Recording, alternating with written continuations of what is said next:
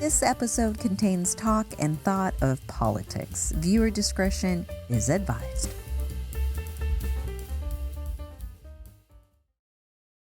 I think Democrats care, saying we care, we're responsible. I think conservatives say I care, I'm responsible.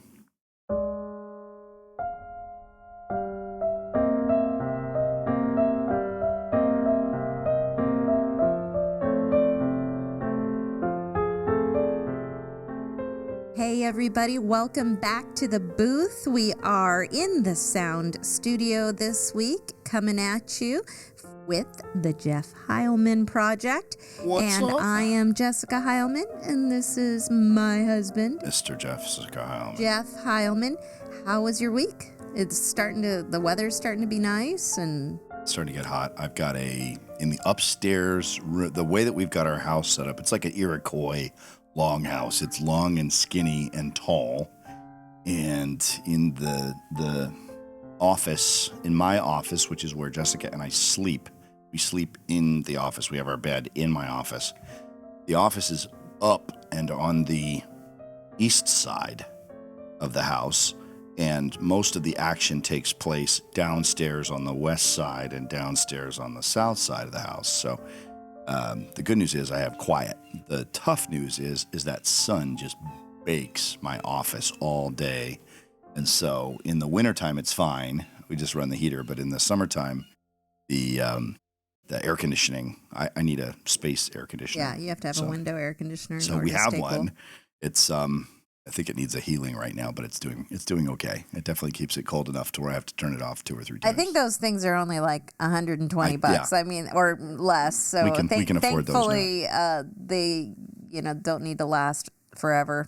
So today Andrew's got the timer. So Andrew, I also have a watch today, so I can kind of see. You have a new phone too, by the way. Yeah, new Those phone. of you who will be viewing through Jessica's camera, if you look at the camera over there, is a new iPhone 15. So that's exciting. So we've got some new cameras, so it should be a better, all about making it a better visual experience. For you. And for those of you who are our audio listeners via podcast on You won't be able to iTunes tell and Spotify, any difference. we encourage you to go to YouTube and check us out at the Jeff Heilman Project. Like, subscribe, share with your friends. Then you can actually see what we look like. Where are we to, just so that we can, we're on Spotify. Andrew, would you share with us where we are at? Where are we? Apple Podcasts, Spotify, Overcast, and then there's a bunch of others that I can't remember the name of, and YouTube, of course. Yeah. So we have Shorts, YouTube. Yeah.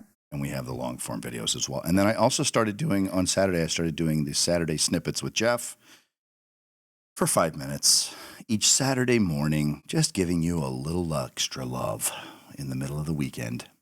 That's nice. So today we're going to play a little game on the Jeff Heilman Project. And you know how Jessica loves games.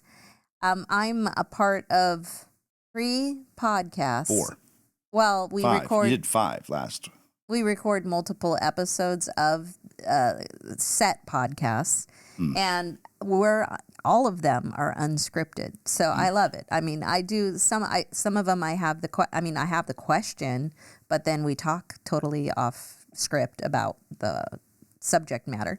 So for today's game, I'm going to give you. We're going to play, and you can call this episode, Andrew, pros and cons.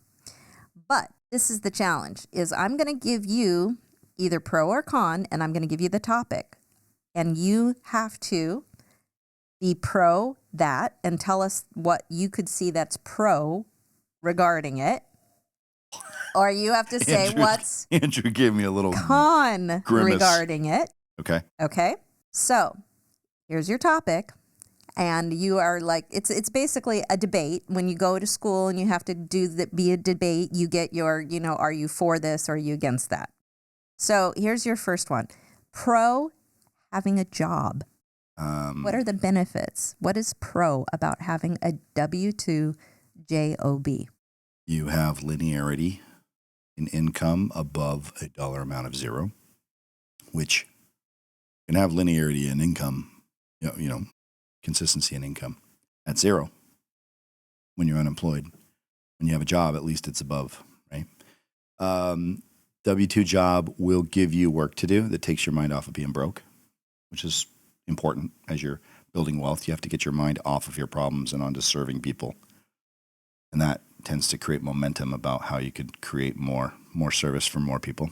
So you have something to do. It's a social experience. I would say that most of the friends that I have, I don't really hang out with the old gang from high school, Tommy. My high school friends are not. That was a Tommy Boy. That's a Tommy Boy reference. By the way. I don't really like the old gang from high school. No, I liked my friends in high school, but we don't do anything. We're not working to create anything together today, so there's no reason for us to spend time together other than to hang out and have fun, but I don't even know where they really are. So most of my social circle has come from work people. So it's social. So linearity and income above zero. And I say linearity and income above zero. You can have a business and not be making any money, and you have work and you have social, but you don't have any cash. So health insurance, which is going to become more and more important. And as we were raising our family, our buffer, if you will, was to have a W-2 with a side hustle of entrepreneurship. Yeah, exactly. One of the main reasons was we were in our childbirthing ages and years. So and if you're spending, $3,000 a year in health insurance premiums, which is about what we were spending when we were having kids, and we were drawing down, $50,000 worth of benefit every 2 to 3 years by having babies. Mm-hmm. I mean, that's a no-brainer. I mean, that's like the gift that keeps on giving. Plus, not let alone if anything goes wrong, which praise God, nothing went wrong with any of our kids. But health insurance, I think that you have social along the line, not just social interaction, but there is a sense, as we are social beings, there's a sense of social status that comes with having a job, whether that's updating your LinkedIn profile the second you get a signed offer letter with a start date, or what you tell people at parties or on the bus or whatever that you do for a living. I think social status, skills development. The way I look at it is I have usually taken W-2 jobs because I could not find a way to make a business work for myself. And so you have a skills up-leveling. Everything that I've learned about how to run business, I actually learned from having a job. Except that the problem is that we're talking pros. Mm-hmm. So skill up-leveling, dignity and self-esteem, I think are, like when I look back at my career, I am certainly proud of the businesses that I've built. But I'm also proud of some of the work that I've done, the VMware deal that I did when I was at Intel. I think one of the pros or one of the benefits that you've had in your career with as many jobs as you have had, which we've talked about on the podcast, is that was it Marissa Meyer? Is that her name? Who said you can only be you should only expect to be in a position for about 5 or 6 years, or there's a certain shortness of time. Yeah, it was the gal that ran eBay and then went on to be HP, Meg Whitman. Meg Whitman said, you really shouldn't be in a job for more than 10 years. And that you can grow stagnant. And one of the challenges that I have seen in people who own traditional businesses for themselves is like owning a house. You can become mentally rooted in whatever it is that you're doing and not necessarily be flexible in line with the market, whatever the market's doing. And so having the point of view that, you can quit a job, you can get a job, you can go across. You've always had the point of view, at least living in the Valley here, like if things aren't working out, I can just go get a job somewhere across the street, or I can just go get a job somewhere else. And I think that your ability and your flexibility to be able to do that was part of the benefit and part of the pro of actually having a W-2 instead of remaining in a business that... Yeah, I think I'm going to send, and Andrew can hold me accountable to this, I'm going to send a slide that I used in a presentation I did in 2017. I actually did it for young entrepreneurs at Jubilee Church back in the day.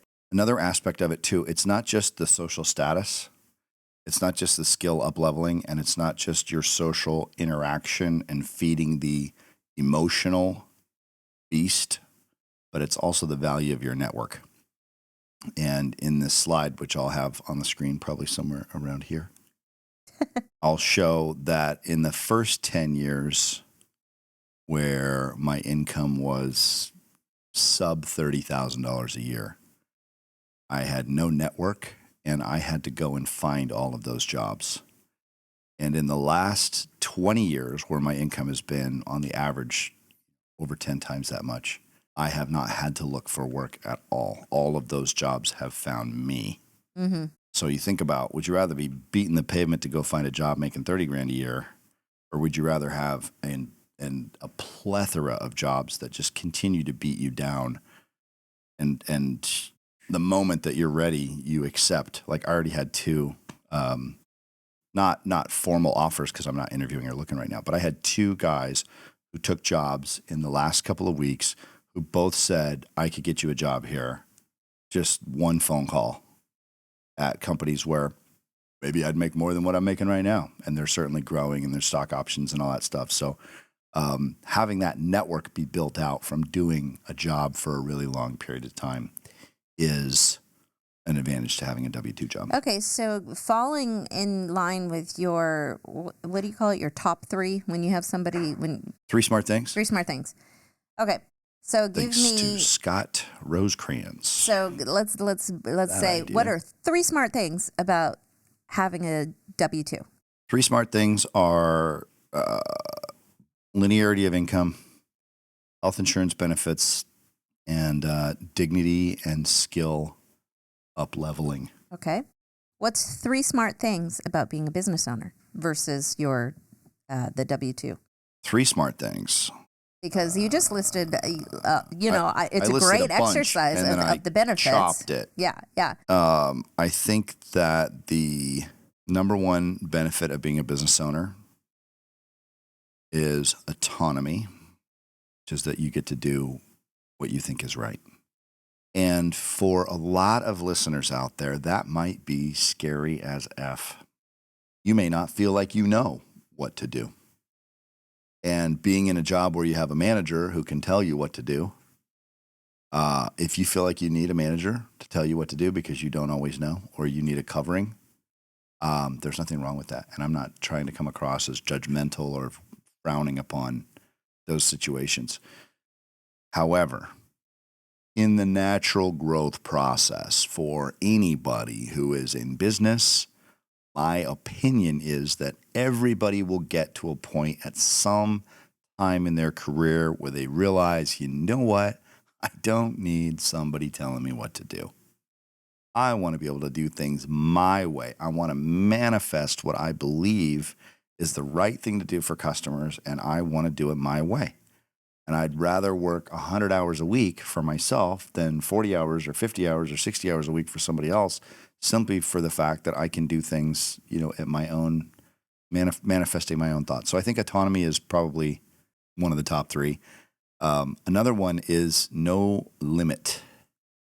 Now, when I say no limit, if you are mowing a lawn for a living and you are only making money off your own labor, there will be a limit. You can only do so many You can only square do feet a day. so many. But if you are willing to hire, say, 5 people to come and work for you, or 25 people, or 55 people, or 155 people, there is, in ownership of a business, there is no limit to how much money you can make. Now, one could say there's no limit to what you can make in a job either. And that's true. You can scale a job. You can work and manage a bunch of people. But in your experience, there have been caps or... Well, the thing is the markets are fair. People talk about wanting everything to be fair. Oh, we want equal opportunity. Well, there's no such thing because no two people are equal. Somebody's going to be taller, somebody's going to be shorter, somebody's going to be smarter in one area, somebody's going to be smarter in another area. So no two people are identical. That's what makes them people. And as a result, no two opportunities are equal. And they talk about, what they really are talking about is they're talking about things being fair. And the only fairness that I've found is the free marketplace. People that don't like this podcast don't listen to it. People that like the podcast listen to it. Gary Vaynerchuk said it best. It's one of the smartest things I've ever heard. Gary Vaynerchuk says, if our customers don't do business with us, it's not their fault. It's our fault because we didn't do enough to create enough value to make a compelling argument to where somebody with half their brain tied behind their back could understand the value proposition and do a deal. So the affirmative action, fairness, equal opportunity employer is the free market economy. And I don't mean that to derail anybody. It's not a political statement. It's an economic statement. It's not a statement of political bias. It's a statement of economic bias. And I have an economic bias toward free enterprise. I have an economic bias toward being in your own business, being an entrepreneur. Picasso was quoted as having said that as children, we're all artists. The trick is to remain an artist after you become an adult. That's good. So what's number 3? 3 smart things for owning your own business. You will be broke unless you own assets. And when I say broke, I just mean you have to get up every day and go to work to do something you may or may not like in order to take care of the things you have to have. And broke, I'm broke. I got a ridiculously sick car and I live in a $3 million house, but I still have to get up and go to work. And the opportunity for financial advancement to the point of independence does not exist, in my opinion. Interesting that out of the top 3 smart things, assets. tax benefits for being a business, being able to take advantage of the taxes is not. It's debatable. In the top 3. I don't think that's the major advantage, although we're not there yet either. Like, I'm not sitting here looking at a 16% income tax rate like Larry Ellison is on $45 billion of revenue. Mm-hmm. I don't know what their net earnings are. Their net earnings are probably 6 or 8 billion. So they're paying $6 or $8 billion of profit. They pay corporate tax of about 16% because their business is so big. They create all kinds of advantage for the economy, and so the government gives them huge tax breaks. I don't write those size of checks on the front for taxes, but I think that you and I, the biggest check that we write every month is the check to the government.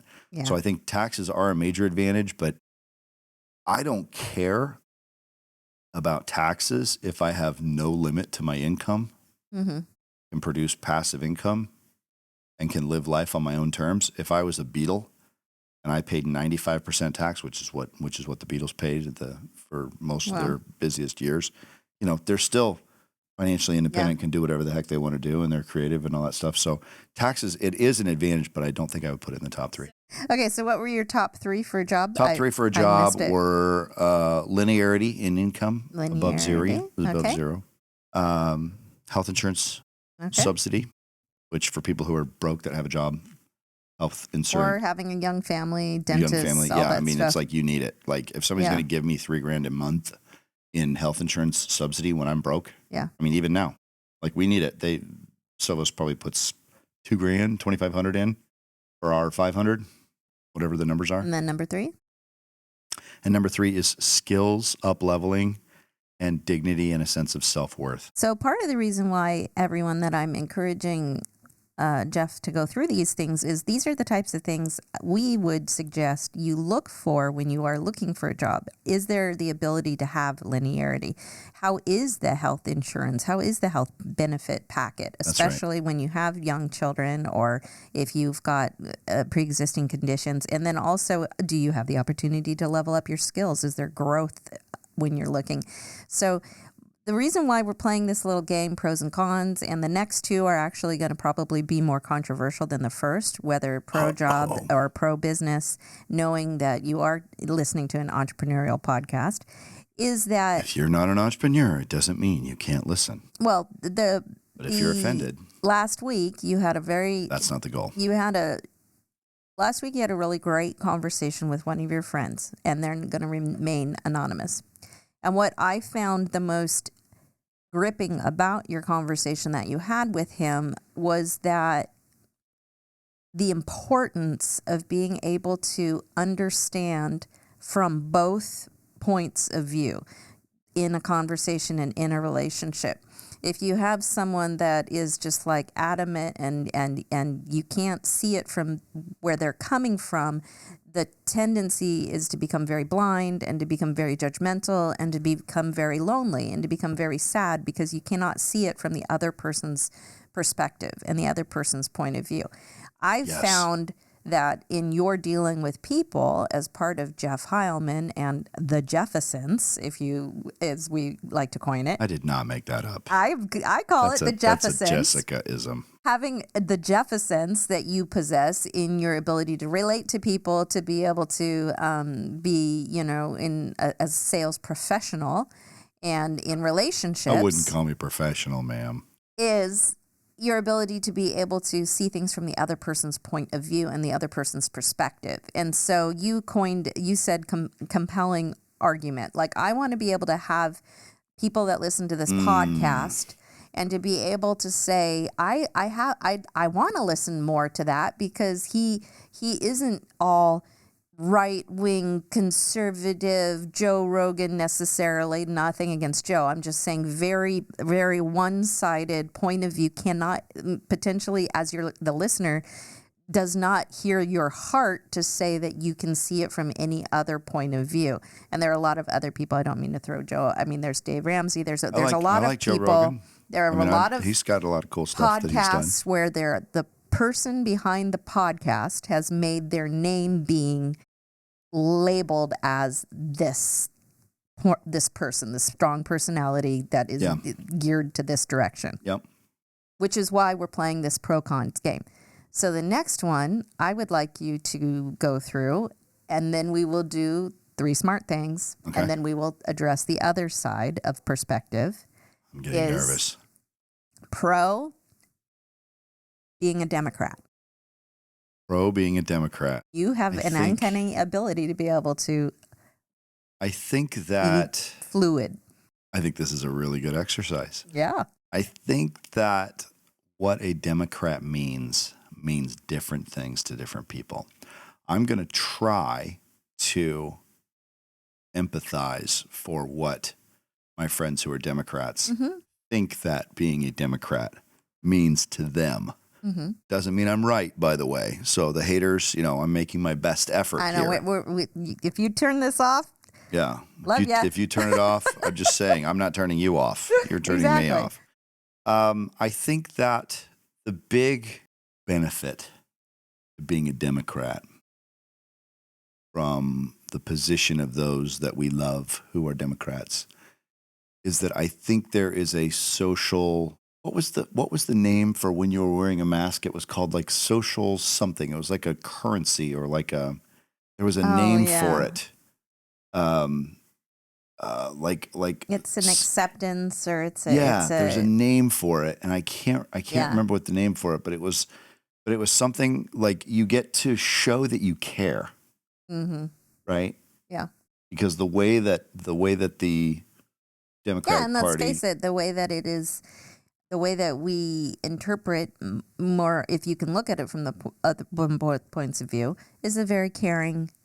I care about the environment. Yeah, I care about the environment. I care about people, minorities. Yeah, care about immigrants, marginalized. We're trying to take care of people. Like you care emotionally, you're invested in the community, but also you're trying to take care of people. And I think it's one could say that there is an abundance mentality from a Democrat point of view, saying that, hey, I have enough to eat. I want to make sure everybody has enough to eat. And because of that, I care. How am I doing, Andrew? Okay, that's a great. He's not commenting. If we do not have the ability to have different perspectives than our own, then we will never be able to broaden our reach into communities where, these are the types of things which would have us be kicked out of an environment, and we don't want to be. We want to be able to. We don't need, Jessica and I don't need to try to be everything to everybody on this, but I do think that if we're going to talk about politics, we should talk about it from a position of openness and empathy for people that might think differently than we do. The other word that came to mind was responsible. I do get a theme from my friends that are Democrats that they feel a sense of obligation and responsibility. Like, we're responsible for the earth. We're responsible to take care of people that aren't doing well. We're responsible of covering the gaps between, the CEO who's making $100 million a year of income and the person on the street who lives in a tent. We're responsible for people, like, regardless of what we do with the borders, and I'm not taking a position on that in this call, but I'm saying from the Democrats' point of view, regardless of how they got here, they're here. And if they're here, then we're responsible for them. So I think if you're pro-Democrat, and you look at how much money compared to an individual human U.S. Treasury has, U.S. has, I think that one could say, hey, we care. We're supposed to care. The Bible says we're supposed to care about people. The Bible says that we're supposed to take responsibility for ourselves. And as a result of that, we're gonna break Democrat. I guess I should reframe my question because we're coming into an election year and there's so many different parties between Green Party and Tea Party and Independent Party.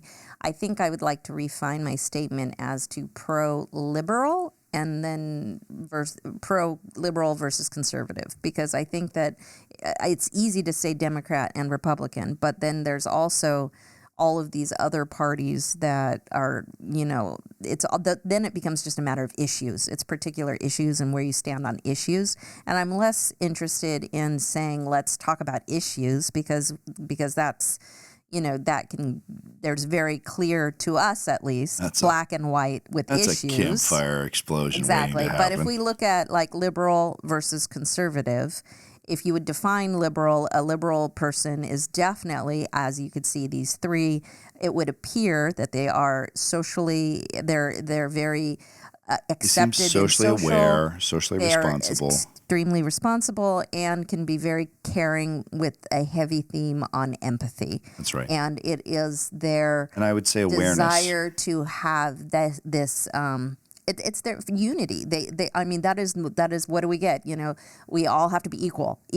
Everything's got to be equal. Everything's got to be unified. And therefore, the only way in our belief as a liberal personage, a whole party, is to have a government body regulate all of the money so that it's all that people equal. Don't get taken advantage of. Right, exactly. Yeah. So that's good, and I believe that and hope. Hey, leave in the comments below if you see some other aspect or other benefits. Yeah. I hope that and if you feel we're close. that I'm off and that Democrats really don't care or don't take responsibility or are not aware.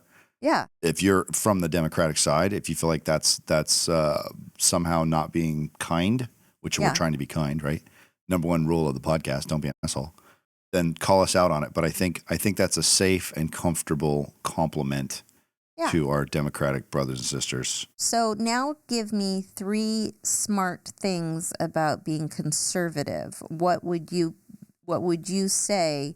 Because one would argue and one would say that conservatives aren't socially accepted. They're a bunch of nomads running around. They aren't responsible. They're only looking after themselves. Are we talking about negatives of conservatives or positive? positives? What are 3 smart things about being a conservative? What are the benefits? We just listed the benefits of being a liberal in the sense that extremely easy to fit into parties. You're not making any waves. You come across as being very caring and socially responsible. Yeah. There are a lot of benefits towards being a Democrat. So what are some of the benefits towards being a conservative or a Republican, whatever you want to call it? Benefits of being a Republican. That's a powder keg. Well, we're talking both. We want to be able to have perspectives. It's just funny because normally I don't talk about politics, but we're talking about politics in a framework of pro both, right? We're pro, and the truth is Jessica and I are pro everybody. We're not against anybody. We're pro winning. We're pro success. We're pro human rights. We're pro people getting the best possible shake out of life that they possibly can. I think that Democrats and Republicans both believe that they're doing the right thing. But I think that the difference is the way to go about it. And I think I'm literally trying to answer the question the best I can here. Yeah. And I think that the benefits of being a conservative are that you care, that you are responsible, and that you are aware of what's going on. So it's literally the advantages of the same, the exact same. It depends on whose filter are you looking because at it from through. a conservative and some people on the Democratic side could be listening to that and going, "That's not true. Conservatives don't care." Well, I just gave the alternative point of view from a Democrat perspective, or at least the best I could empathize to imagine. So here, let's talk about why the exact same three advantages of being conservative apply to being a Republican as well, or the exact same advantages of being a Democrat apply to being a conservative as well. We do care. We care about the opportunity that America provides for everybody that's willing to work and do the work to make things happen. And as far as we have understood in studying, because there has been a lot of study, especially you're looking at two products of the California school system. We've clearly learned from both. You were on Bill Clinton's campaign in I did work on high Bill school. Clinton's campaign in 1992. So to have gone from that and learned more, you don't just jump in based on hearsay. This has been through trial and error and research. That's right. That becoming more conservative fiscally in your responsibility, what I've understood is when you have one party that says the government should be in able to make the financial decisions for the body, the other party says we should be able to keep the most money because we are responsible, and in our responsibility in caring for others, the more money we have, the more money we have access to, statistically will prove to be the more generous we feel we can be. Yeah. And really, conservatives, when they talk about caring for the opportunity to exist, the position that conservatives would take is that in order for that care to be manifested in providing opportunity for all, government needs to stay as far out of it as humanly possible. But that doesn't mean no government. That's not an, I almost said antichrist. Anti-government? No, anti-government, chaos. There's a name for it, anti-something, but it's anarchy is the word I was looking for. It's not anarchy.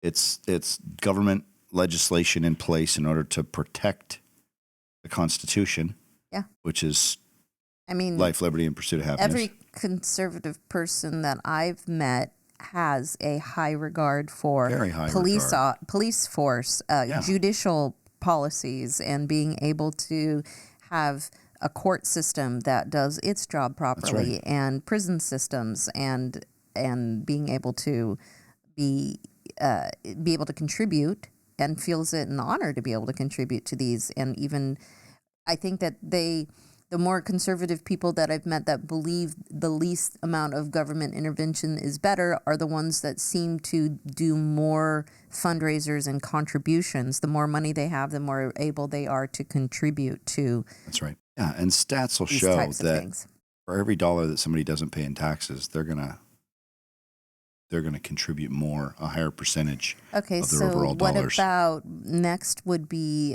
responsible? The policy. I think that conservatives say, I'm responsible. Let me take it. Let me take care of it. Yeah, it seems like it's I'm responsible versus we're responsible. I'm responsible versus we're responsible. Yeah, I think that's probably true. And the conservative would say, I'm responsible. I don't need somebody telling me what to do. I'm responsible. I don't need someone controlling what I'm doing because what I'm doing is right. What I'm doing is good. I'm trying to serve people. Typically, it tends to go with business. And the more government interference you have in business, the harder it is to make your business work. And Elon Musk does a great, I'll have Andrew put it in the comments. Elon Musk does a great 4-minute video on what really makes economics grow. And what makes economics grow is the output of goods and services. Plain and simple. And for him to say that he doesn't need money himself personally because he could buy whatever he wants, he sees himself as a volunteer. for Tesla, and he's not working for money. He has more money than he could ever spend in 50 lifetimes, and yet he still works all the time. So what's he working for if he's not working for money? Sees himself as a volunteer. That just because he doesn't need to make any more money does not mean that Tesla doesn't need to make money or that SpaceX doesn't need to make money, because that capital that they're making is used to fulfill the mission of the purpose of the company. There are thousands, hundreds of thousands of employees that have jobs and houses and feed their family as a result of the profit from those companies. And I think that conservatives who focus on business see that profit is not some evil thing that says we're pillaging and plundering the land in order to create a profit in the business. Now, are there environmental impacts to business being done? Absolutely. Are we as a people responsible to hold the companies accountable if they're destroying the economy or the ecosystem that we live in? I think that's absolutely something that we need to talk about and is part of good business. But as we look at the free market economy, businesses are already moving in the direction of a zero carbon footprint by 2030 or 2050. They are responding to the sentiment in the marketplace. There's not government mandates saying you will have a zero carbon footprint by XYZ. Businesses are doing it on their own because they know that's what customers want. Are they doing it as a opportunity to market themselves as differentiated? Sure. Nothing wrong with a little bit of good old fashioned showmanship in the way that Apple, for example, markets their product, a very liberal company by most people's standards. But they are very successful in doing that. Up into the Software Developers Conference last year showed Octavia Spencer was in that ad playing the role of Mother Nature and talking about how they'll have a zero carbon footprint for Apple Watches by the end of the decade. I think it just has to do with how we go about it. I think Democrats care, saying we care, we're responsible. I think conservatives say I care, I'm responsible. And I'm not saying that Democrats don't say I care or that conservatives don't say we care as a team, but I do think there's a shift in the nuanced way of going about it that seems very, very close, very let's nuanced. Face it, some athletes do better and thrive in a sport arena where there's a team, and some athletes do better and thrive in an individual sport like tennis or golf. I always did individual sports. I did karate and boxing, sparring and fighting with another person, trying to kill him, trying to knock him out of the ring anyway. I played tennis, played golf, skateboarding, bicycle racing, track and field. Those are not team events. I mean, track could be cumulative team with points, but yeah, I didn't want somebody else's failure to keep me from doing well or performing at my level. I wanted to just be on my own and be able to do my own thing. I never thought about it that way, actually. But the sports that I picked, it wasn't that I didn't like team sports. It's like I didn't like being dependent on other people. Yeah. I wanted to be independent. Yeah. And so, the desire that I had, and we're coming close to the end of this episode at least, and hopefully perhaps maybe we can keep playing the game a little bit later, because I have some more that we didn't quite get to. It's a great exercise, actually. If I could interject for the Please. last bit of this. Absolutely. I think to wind down our political talk, I think it's important to recognize and to acknowledge that even the names of democracy and republic are synonymous with each other. It's the same thing as a kingdom and a monarchy. They mean similar things. And you can be a liberalist Republican and you can be a conservative Democrat. Mm-hmm. My belief and what I've seen is that, in my opinion, I think Lincoln was probably a very liberal Republican because he was all about human rights and he was very kind toward minorities and people, and he seemed like that's how it was. And I feel that if you were to break up the two mindsets and the two ideals, I think that traditionally, it's not always this way, but traditionally, Democrats seem to try to save everyone. If we were to try to look at it from like a superhero, let's say Democrats are Spider-Man. They try to save everybody the best they can. and they lie awake late at night, disappointed in themselves, trying to save everybody, which is very admirable and very noble. I think, and from what I've come to understand, I could be wrong, but Republicans and conservative people recognize that it is impossible to save everyone, so they don't really try as hard. The fact is, you're never going to be able to save everyone, and it seems to me that Republicans and conservatives just don't try to save everyone because they recognize that they can't. Now that's just a human mindset difference. And if you, the point of joining a party is that you it's just like joining a church. You're joining a community with similar like-minded people. If you are the kind of person that will stay up all night doing as much good in this world as you possibly can in your opinion and in your personal ideals, maybe Democrat and the democracy side of politics is for you and that sort of thing. If you're more focused on caring for yourself and your family and your small community and not trying to save every single person in this country and not, focusing on the idealistic scenario for everybody, but not the minute details for everybody, maybe being a Republican is more Could be. Is more That could be. your side. And I would say that I think the best way for everybody to be saved is for people to take care of themselves, take care of their families, and take care of their small communities. Because we can't save everybody. And if we try to save, if one person tries to save everybody and they bleed out as a result, then everybody dies. Yeah, I think it's probably the difference between trying to advocate and fight for policies against a clean reservoir versus your well. Yeah, Like that's are we interesting, going to work on purifying our well for our immediate family, and then those of us become strong and we can hopefully go out? Yep. Or are we going to work and fight for policies that say let's clean up the whole reservoir? Yeah. And it's neither, and that's the point of this exercise. I would hope that that's the point of, that's what people would be able to receive from this particular podcast is let's look and let's ask the questions. Let's get the conversation started about what we're going into. I mean, we're going into an election year. We're in an election year. We have, many of us have, children 18 and over who are considering voting for the first time, or if they're even going to vote, does their vote even make a difference? And then when they get to that point, like what type? Jeff and I, we've always, I feel at least, I don't feel like I hate labels. I've always hated, I'm like an anti-label person. Therefore, we tend to look at policies and we tend to look at policies and see what our candidates' policies, their stances are.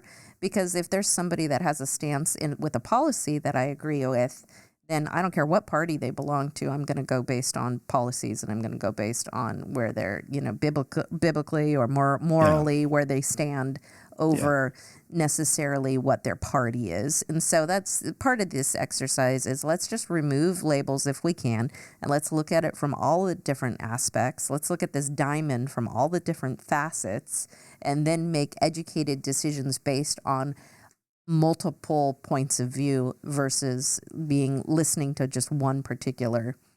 Well, some could say the trouble is that we have a two-party system. And because of that two-party system, we'll never really have the utopia society, right? But that's not going to happen. But I can tell you that a two-party system is a whole lot better than a one-party system. Yeah, for sure. And there's enough countries who shall remain nameless to protect the innocent who are controlled by those one-party systems to realize that one-party systems don't work at all. They don't work for the people. They don't work for economics. They rob people of their individual liberties, and as a result, property law and the profit motive cannot exist in their fullest capacity, which is why the two-party system, though flawed, is representative of a balance between we are responsible to take care of all of us and save everybody, and I am responsible to take care of myself and my small tribe. There's tension in that two-party system which I think we can all agree on seeing the super last couple of healthy. years. But that tension does create a better overall yield than a one-party system. Yeah, for sure. And to wrap it all up, Yep. we are not the largest country. We are not the most populated country.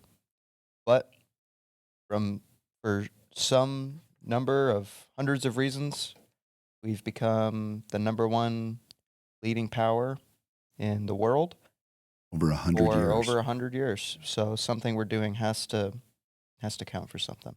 Well, and it's one simple reason.